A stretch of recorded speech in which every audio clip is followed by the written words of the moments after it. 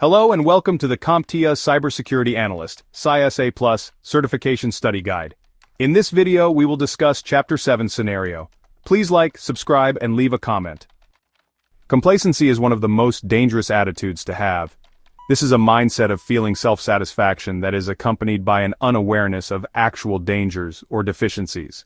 A complacent person is pleased with their situation and feels that they do not need to do anything more, even in the face of uncertainty or risk. We don't need to worry about that is perhaps the best way to characterize complacency.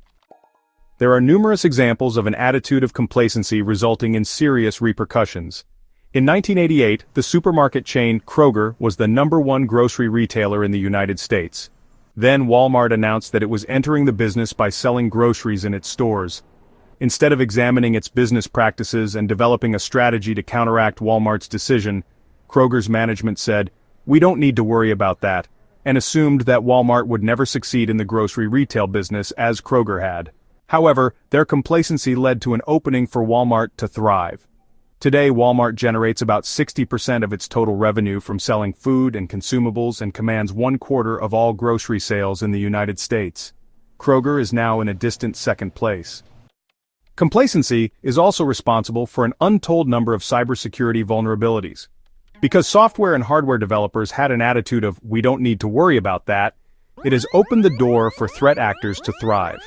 One example of this is the shocking revelation in late 2023 of an attack dubbed logo fail.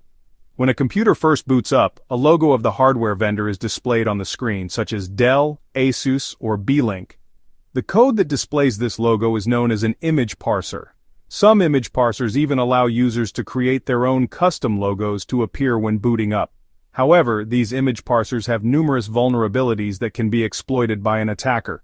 By replacing the legitimate code with code that generates an identical-looking logo but also contains malware, a classic example of a Trojan, that is specially crafted to exploit these vulnerabilities, logo fail makes it possible to execute malicious code at the most sensitive stage of the boot process, known as the driver execution environment, DXE. This enables logo fail to bypass all defenses that have been created to avoid such an attack.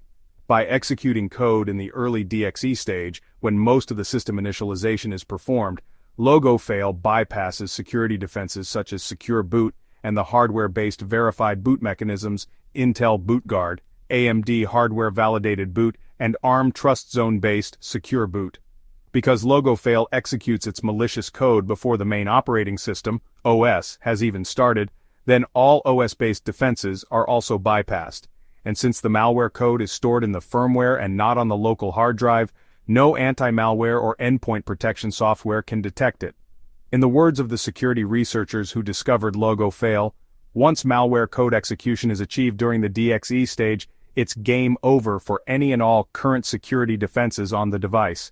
How did the security researchers uncover logo fail? The researchers found the vulnerabilities by running the image parsers through a tool known as a fuzzer.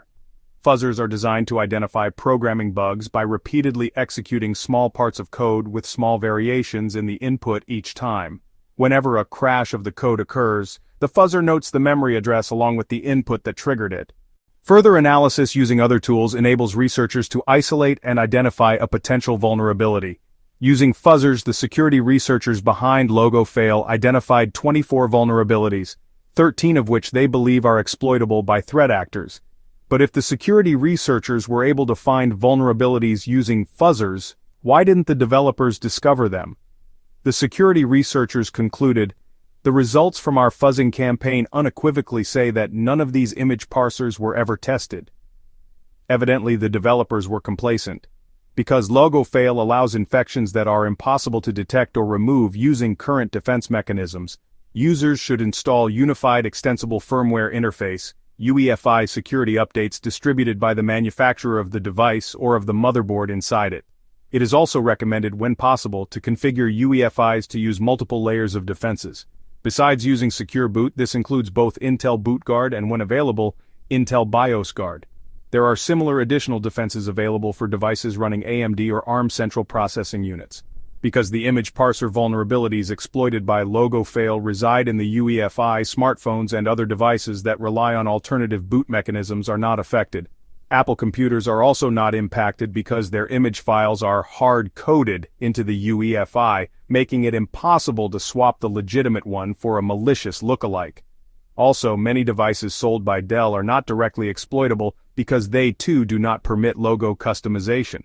Although these designs effectively close off the logo fail attack surface, the security researchers still recommend patching the vulnerable image parsers on these devices since they represent a hazard that could inadvertently turn into a security issue. In other words, don't be complacent. If you find this video useful, please hit the like button, leave a comment, and subscribe to the channel. If you are unable to do that, you will need to log in. Creating a YouTube account is free and takes less than a minute. To see more videos like this, please click in the rectangle in the middle of your screen. To see other videos from this channel, please click the circle on the bottom right. Thanks for watching. We will see you on the next one.